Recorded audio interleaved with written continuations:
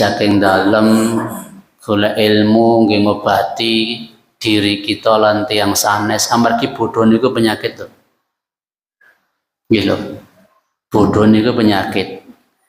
Yen orang ngerti duit wae ya ora apa-apa janjane. Tapi ngantek orang ngerti agama.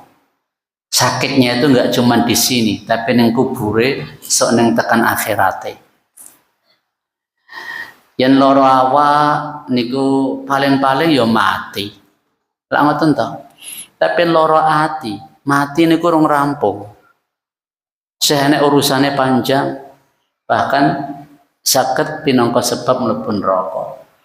Pramila semoga kita semangat golek ilmu amargi Nabi sallallahu alaihi wasallam ngendika may yuridillahu bihi khairan yufaqihu fid din.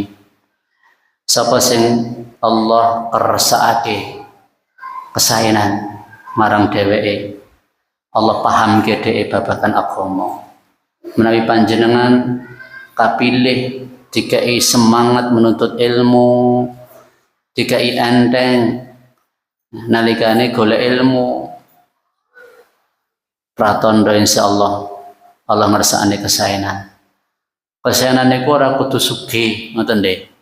Mungkin anggar mikir kesaenan omahe apik, kendaraane apik, mboten niku. Kesan niku utamane ning ati. Atine tenang, nggih. Syukur, tentrem, niku sing dirasa niku ning ati, ora kabeh wong niku ngertos. Tapi sing ketoke ndhahire menika makmur,